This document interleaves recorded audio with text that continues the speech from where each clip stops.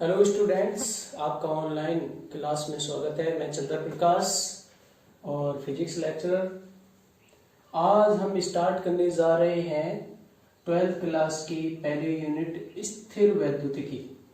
स्थिर वैद्युतिकी का मीनिंग मैं समझाऊंगा क्या है। पहली यूनिट ये 7 नंबर की आती है हमारे बोर्ड में, 7 मार्क्स की आती है और ये 4 चैप्टर में डिवाइड है, जिसका पहला चैप्टर है विद्युत क्षेत्र।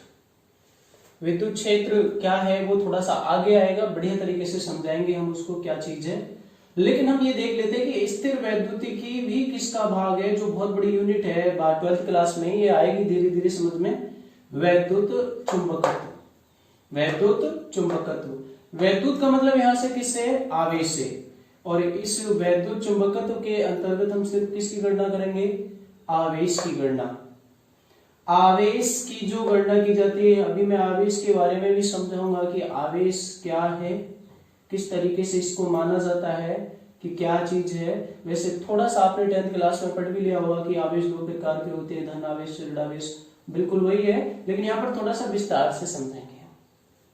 ठीक है, अब आवेश की जो गणना की जाती है 2 प्रकार से की जाती है, एक स्थिर आवेश और दूसरा गतिमान आवेश।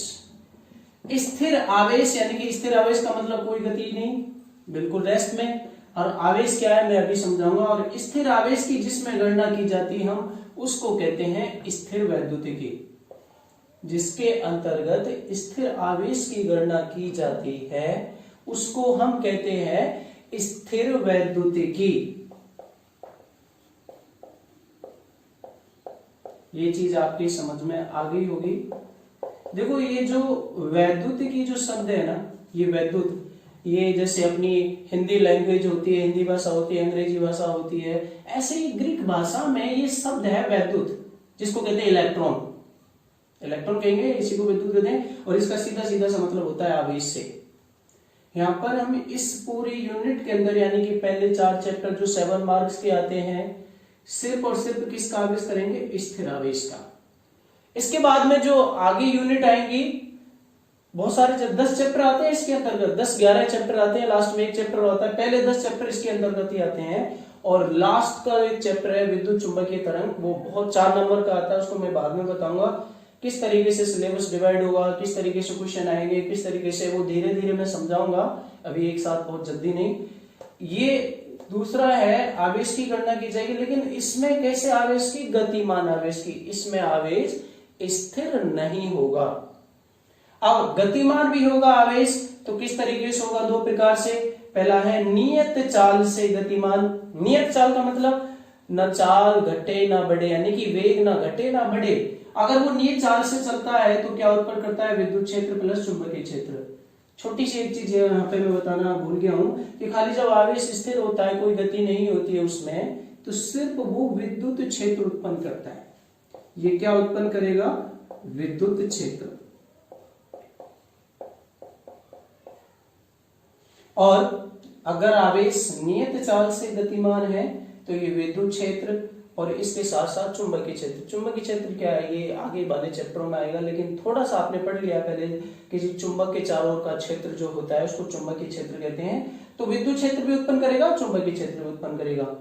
अब बात आती है त्वरित चाल से चलने लगे। त्वरित चाल, त्वरित का मतलब त्वरण से, और त्वरण का मतलब अगर वेग बढ़ता है या वेग घटता है।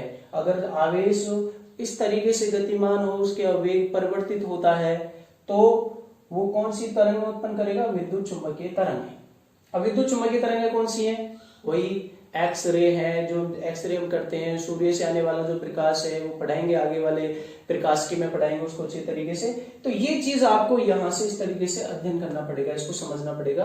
तो मैं थोड़ा सा बता देता हूं कि स्थिर वैद्युतिकी के अंतर्गत सिर्फ हम क्या करते हैं, स्थिर आवेश की गणना। किसका भाग है, विद्युत चुंबकत्व का। आवेश की गणना कितने प्रकार से की जाती है, 2 प्रकार से। पहला स्थिर आवेश, कोई गति नहीं। दूसरा गतिमान आवेश। गतिमान आवेश भी कितने प्रकार से, 2 प्रकार से। एक तो नियत चाल से और दूसरा त्वरित चाल से। त्वरित चाल का मतलब चाल घट सकती है, चाल बढ़ भी सकती है। इसके बाद में मैं आपको जो बताना चाहूंगा, आवेश क्या है।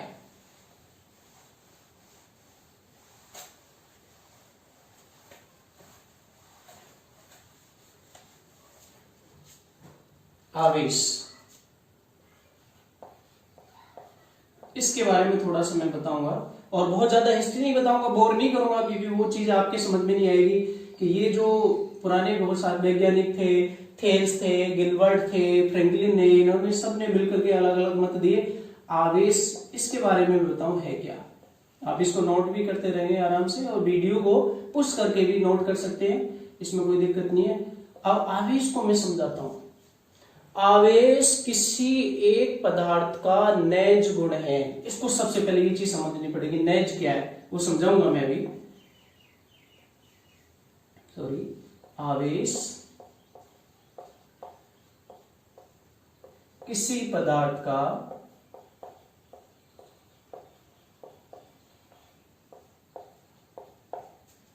एक नैज। अब मैं नैज की बात करूं ना, तो नैज का मतलब है मूलभूत, और मूलभूत का मतलब है फंडामेंटल, और फंडामेंटल भी समझाऊंगा नैज गुण है। इसको दो तीन तरीके से मैं समझाऊंगा। अब बात आती है कि नैज मूलभूत आप समझते होंगे, क्योंकि आवेश जो होता है ना किसी पदार्थ का, एक फंडामेंटल चीज है। कैसे? जैसे कि एक द्रव्यमान, भाई हम द्रव्यमान को कैसे कह सकते हैं कि द्रव्यमान कहां से मिला, कहां से प्राप्त हुआ, कैसे है, नहीं कह सकते ना, मूल राशि है जैसे हम समझते हैं। ऐसे ही कि किसी पदार्थ का एक मूलभूत गुण है जो उसके अंदर है, इसको अलग से उत्पन्न नहीं किया जा सकता। बस हाँ, इसके बारे में अध्ययन जरूर किया, और जैसे अध्ययन किया इसका प्रयोग किया 600 शताब्दी पहले, 600 बीसी, बिफोर सेंचुरी, 600 शताब्दी पहले। तो ग्रीक साइंटिस्ट थे, गिलबर्ट थे, इन्होंने घर्षण के बारे में बताया किस तरीके से। हालांकि दूसरी और परिभाषा लिखूंगा, तो देखो मैं आपको समझाता हूं कि हमारा जो कंगा होता है, कंगा को सूखे बालों में इस तरीके से करते हैं, घिसते हैं, काफी देर घिसते हैं ऐसे। और आपको मैं थोड़ा सा प्रैक्टिकल कर दिखा रहा हूं, आपको दिखाई नहीं देगा। ये जो मेरे जो बाल है ना, छोटे छोटे से रोंगटे, रुएं जो हो जाते हैं, ये आकर्षित हो रहे हैं इसके, और जब मैं घिसूंगा नहीं तब ये आकर्षित नहीं होंगे। तो क्या कहेंगे, यहां से क्या परिभाषा निकलती है कि किसी भी एक पदार्थ में एक ऐसा गुण उत्पन्न हो जाता है कि वो दूसरी वस्तुओं को आकर्षित करने लगे, यानी कि एक बल उत्पन्न हो जाता है चारों तरफ। वो बल क्या है वो आगे पढ़ेंगे। कूलाम ने बताया था, जिसे कूलाम का बल भी कहते हैं, या स्थिर वैद्युत बल भी कहते हैं। अभी मैं समझाऊंगा, तो मेरे हिसाब से समझ में आ गया होगा आवेश क्या मूलभूत गुण है, उसके अंदर ही होता है। अब ये होता कैसे है, इसको हम आगे समझेंगे थोड़ा इलेक्ट्रॉन सिद्धांत के आधार पर, कि इलेक्ट्रॉन समझ गए होंगे आप, इलेक्ट्रॉन पर ऋणावेश होता है, प्रोटॉन पर धनावेश होता है। तो किसी भी पदार्थ को आप अच्छी तरीके से समझते हो कि पदार्थ अणुओं से मिलकर बना होता है, और अणु परमाणु से मिलकर बने होते हैं, और परमाणु के अंदर इलेक्ट्रॉन और प्रोटॉन होते हैं, न्यूट्रॉन होते हैं। प्रोटॉन न्यूट्रॉन कहाँ होते हैं ये भी आप अच्छी तरीके से जानते हो, 11वीं क्लास में आपने परमाणु वाला जो टॉपिक है वो अच्छी तरीके से पढ़ा है। तो यहाँ पर आवेश किसी एक पदार्थ का नैज गुण है। नैज का मतलब उसके आंतरिक मूल गुण है, उसको हम बदल कह नहीं सकते, उत्पन्न मतलब अलग से क्रिएट नहीं कर सकते, अलग से पैदा नहीं कर सकते, उसी में अलग से उत्पन्न वैसे किया जा सकता है उस पदार्थ पर, और वो कैसे किया जाएगा वो आगे समझाएंगे कितनी विधि होती है। तो मेरे हिसाब से एक परिभाषा और मैं लिख देता हूं इसकी। आवेश की परिभाषा इस तरीके से भी मिल सकती है, लेकिन वास्तविकता में तो ये चीज है कि आवेश किसी पदार्थ का एक नैज गुण है, उसके एक मूल गुण है जो उसके अंदर है, ये आपको समझना पड़ेगा। और इसकी डेफिनेशन किस तरीके से देते हैं हम, आवेश की परिभाषा,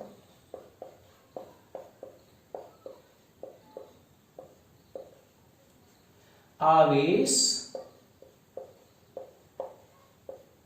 किसी पदार्थ का एक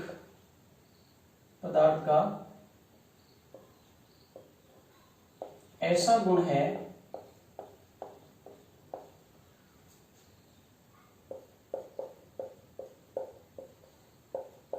जिसके कारण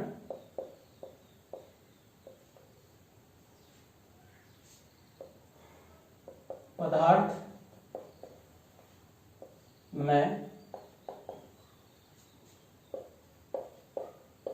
आकर्षित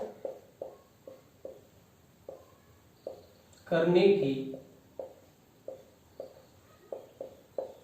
क्षमता उत्पन्न हो जाती है।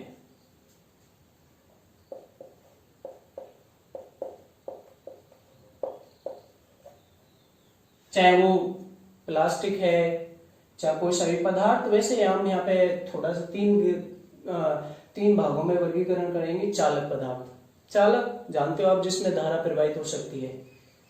कुछ चालक जिसमें धारा प्रवाहित नहीं हो सकती, जैसे प्लास्टिक है, सूखी लकड़ी है, और भी बहुत सारी चीजें हैं, कांच है, जो कुचालक होते हैं। तीसरा अर्धचालक। अर्धचालक के बारे में हम थोड़ा सा समझाएंगे आगे वाले चैप्टर में।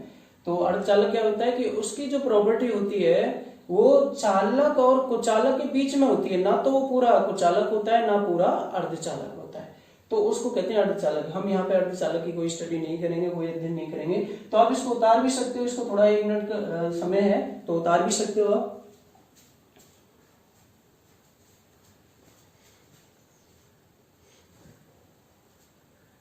हाँ, अब आवेश आपके समझ में आ भी गया होगा। इसके बारे में बहुत सारी हिस्ट्री है, मैं उसको बताना नहीं चाहूंगा। अब मैं बताना चाहता हूं कि आवेश को वर्गीकृत, जो आवेश कितने प्रकार के होते हैं, किसने बताया और क्यों बताया, किस आधार पे बताया, अब यहां पे थोड़ा हम समझेंगे।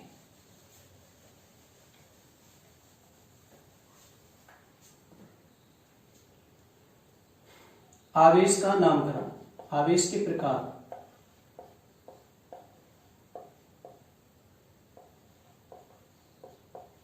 आवेश के प्रकार। आवेश कितने प्रकार के होते हैं?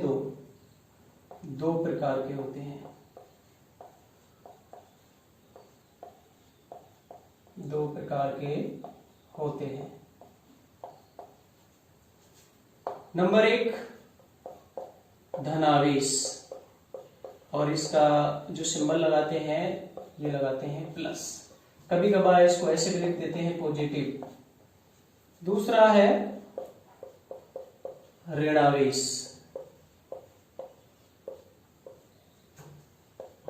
Negative charge. ये समझ में आ गया होगा। हाँ, इसका जो नाम दिया गया है नेगेटिव और पॉजिटिव, यानी कि धनावेश ऋणावेश, वो किसने दिया गया? वैज्ञानिक फ्रैंकलिन ने। यह है कि आपके फ्रैंकलिन के नाम पे आवेश की यूनिट भी होती है, सबसे छोटी यूनिट होती है, बताएंगे जब हमें इसके यूनिट के बारे में बताएंगे। वैज्ञानिक फ्रैंकलिन, फ्रैंकलिन ने इसका नामकरण दिया कि धनावेश और ऋणावेश। इसका कारण क्या था मैं बताऊंगा आपको, थोड़ा सा समझेंगे। इलेक्ट्रॉन सिद्धांत पर जाएंगे। परमाणु, हालांकि मैं समझाऊंगा परमाणु में क्या होता है, इलेक्ट्रॉन, प्रोटॉन, न्यूट्रॉन। प्रोटॉन पर धनावेश माना जाता है, सब जानते हैं, और इलेक्ट्रॉन पर ऋणावेश माना जाता है। दूसरी चीज कि एक परमाणु के अंदर जितना इलेक्ट्रॉन होते हैं उतने ही प्रोटॉन होते हैं। तीसरी चीज, इलेक्ट्रॉन पर जितना ऋणावेश होता है प्रोटॉन पर उतना ही धनावेश होता है।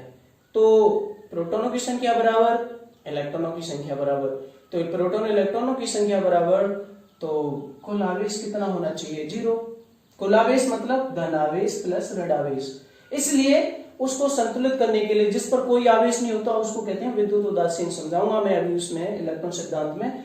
तो विद्युत उदासीन कब बनेगा कि जितना धनावेश उतना ऋणावेश। तो ये उनका तर्क था इसके पीछे कि किसी भी एक पदार्थ का जो परमाणु होता है उस पर कुल आवेश शून्य होता है, क्योंकि उसमें जितने इलेक्ट्रॉन होते हैं उतने ही परमाणु होते हैं, अगर उसमें से इलेक्ट्रॉन नहीं स्थानांतरित किए जाएं। ठीक है, तो इस हिसाब से अगर कुल आवेश को हम शून्य करना चाहते हैं तो जितना पॉजिटिव उतना नेगेटिव। इसके बाद में बात आती है कि आवेश के मात्रक क्या है, और आवेश के मात्रक कितने प्रकार के होते हैं। बहुत इंपॉर्टेंट चीज है, एक नंबर में पूछ सकता है, इसको ढंग से समझेंगे हम।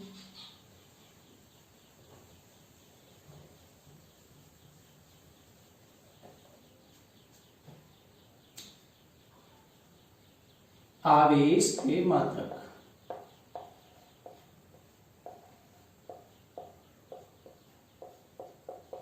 सर साइंटिस्ट है कूलाम, उनके नाम पर इसका एसआई मात्रक दिया। एसआई मात्रक समझते होंगे मेरे हिसाब से, कि एमकेएस पद्धति में मात्रक होते हैं, सीजीएस में होते हैं, एपीपीएस में होते हैं, लेकिन पूरी फिजिक्स में हर जगह जो पढ़ाया जाएगा वो सारे मात्रक जो लिए जाएंगे वो एसआई पद्धति में लिए जाते हैं, इंटरनेशनल सिस्टम, अंतरराष्ट्रीय पद्धति में। तो सबसे पहला आवेश का एसआई मात्रक,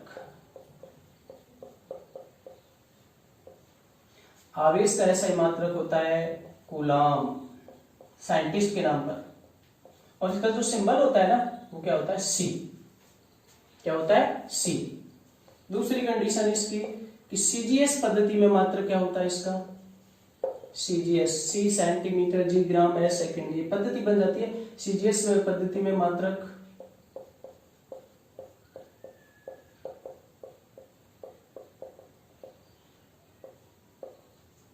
सीजीएस पद्धति में मात्रक होता है ESU, और ESU को हम बोलते हैं स्टैट कूलाम। अब स्टैट कूलाम किस तरीके से, ध्यान से समझना किस तरीके से। E का मतलब क्या होता है, इलेक्ट्रो, इसको हम हिंदी में बोलते हैं विद्युत। S का मतलब होता है स्टैटिक, और स्टैटिक का मतलब होता है स्थैतिकी।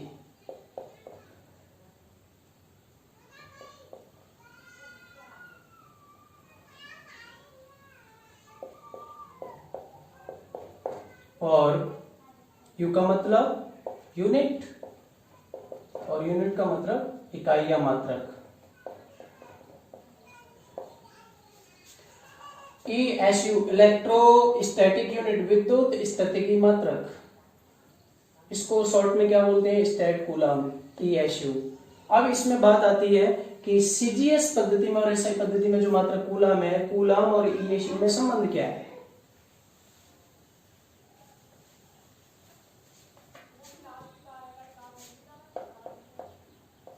कूलाम C और स्टैट कूलाम,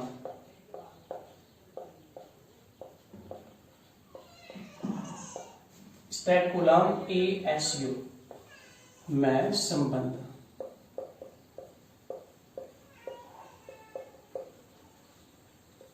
क्या संबंध है, अच्छी तरीके से समझेंगे हम। एक कूलाम में 3 गुणा 10 की घात 9 स्टैट कूलाम यानी कि ESU होते हैं। इसको हम नोट कर सकते हैं अच्छी तरीके से।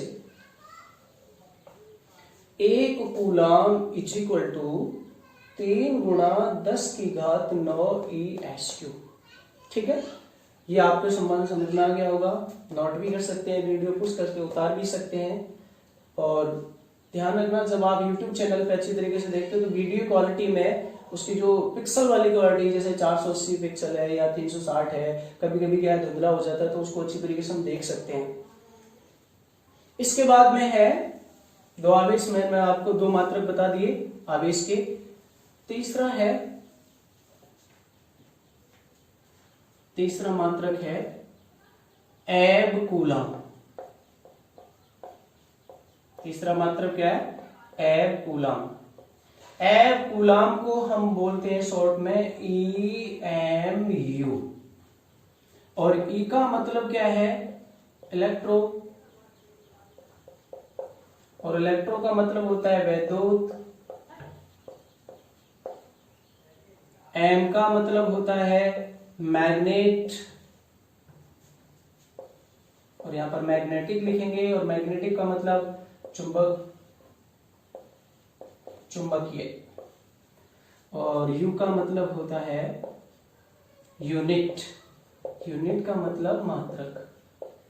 देखिए ये चीजें हम 11th क्लास में पढ़ के आ चुके हैं कि किसी भी एक भौतिक राशि को दर्शाने के लिए मात्रक की आवश्यकता, बिना मात्रक हम सो ही नहीं कर सकते। तो मात्रक तो 11th क्लास में आपने ढंग से पढ़ा है, तो वहां से ही चली आ रही है सारी चीजें। तो ये विद्युत चुंबकीय मात्रक। अब विद्युत चुंबकीय मात्रक यानी कि इसको हम शॉर्ट में लिखते हैं एब कूलाम, और ये है EMU। इसके मैंने फुल फॉर्म में लिख दी है। अब बात आती है कि एब कूलाम और कूलाम में क्या संबंध है। एब कूलाम और कूलाम में संबंध है, तो एब कूलाम और स्टेट कूलाम अभी जो बताया मैंने सेकंड नंबर पे, इनमें भी संबंध होगा, बड़े आसानी से निकाल सकते हैं। कैसे? अगला जो टॉपिक है,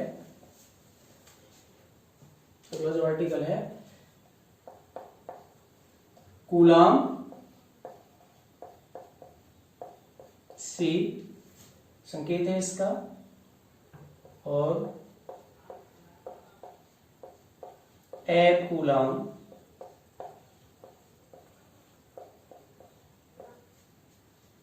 ईएमयू में संबंध। अब इनमें संबंध क्या होता है कि एक ईएमयू बराबर 10 कूलाम, यानी कि ईएमयू बड़ा है यहां से, कूलाम से बड़ा है। एक ईएमयू बराबर 10 कूलाम, यानी कि हम इसको और क्या लिख सकते हैं कि 10 कूलाम बराबर 1 ईएमयू, या 1 कूलाम बराबर 1/10 ईएमयू। ये हम इसको नोट कर सकते हैं और समझ सकते हैं, ट्रांसफर कर सकते हैं, पक्षांतर कर सकते हैं, आसानी से हम जानते हैं। अब यहां पर एक चीज और देखना कि कूलाम और ईएमयू में संबंध है, तो बिल्कुल स्टेट कूलाम और इसमें भी संबंध होगा। तो यहां देखिए कि अभी हमने पीछे पढ़ा कि 1 कूलाम बराबर क्या होता है, कितने स्टेट कूलाम होते हैं, 3 × 10⁹ ESU। समझ गए होंगे। अब बात यह आती है कि एक ईएमयू की, एक कूलाम की जगह हम क्या लिख सकते हैं, 1/10 ईएमयू। तो आसानी से देखो क्या संबंध हो जाएगा, इसको मैं मिटा के समझाता हूं, ये चीज आप बता लेना। एक ईएमयू बराबर 10 कूलाम, 10 कूलाम बराबर 1 ईएमयू, यानी कि 1 कूलाम बराबर 1/10 ईएमयू। अब आती है एक बात, ईएमयू और ईएसयू में संबंध।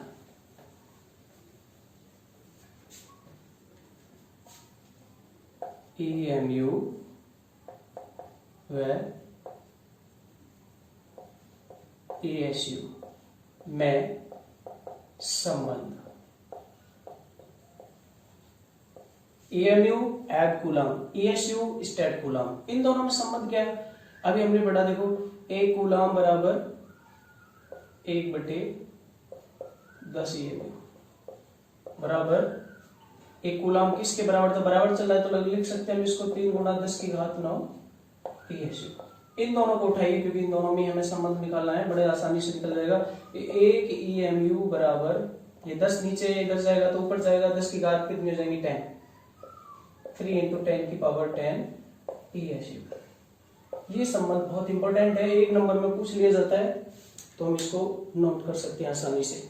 देखिए फिजिक्स में क्या होता है कि फिजिक्स में आप जितना उसको समझ के चलेंगे, कभी रटने से बाहर नहीं पड़ती, क्योंकि जो इस बार जो है पेपर आया था तो बहुत सरल, लेकिन ऐसी ऐसी चीजें दे देते हैं कि जो बिल्कुल आपके मेमोरी पे बेस्ड है, जो आप समझ के कर सकते हो।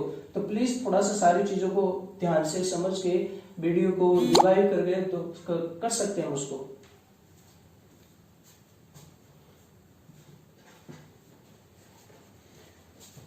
लास्ट टॉपिक, इसके बाद में मैं अगले नेक्स्ट वीडियो में डालूंगा, आवेश का सबसे बड़ा मात्रक और सबसे छोटा मात्रक, दोनों में बताता हूं। आवेश का सबसे बड़ा मात्रक, आवेश का सबसे बड़ा मात्रक होता है फैराडे। फैराडे साइंटिस्ट का नाम है, फैराडे फैराडे साइंटिस्ट, इन्होंने आपने 10th क्लास में पढ़ा होगा, फैराडे का नाम आगे धीरे धीरे आएगा, समझ में आएगा। तो उनके सम्मान में, क्योंकि इन्होंने बहुत सारे वैज्ञानिकों ने आवेश के साथ में मिलकर काम किया था आवेश के लिए, तो तब उनके सम्मान में सबसे बड़ा मात्रक। और क्या संबंध होता है कि 1 फैराडे बराबर 96,500 कूलम।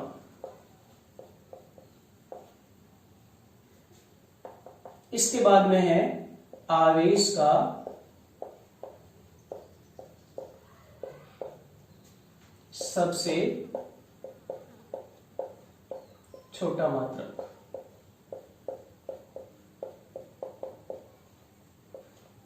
और आवेश का सबसे छोटा मात्रक होता है, अभी मैंने पीछे नाम लिया था कि आवेश का नामकरण पॉजिटिव नेगेटिव किसने नाम दिया, फ्रैंकलिन ने। तो उन्हीं के सम्मान में, उन्हीं के नाम पर आवेश का सबसे छोटा मात्रक क्या रखा गया, फ्रैंकलिन।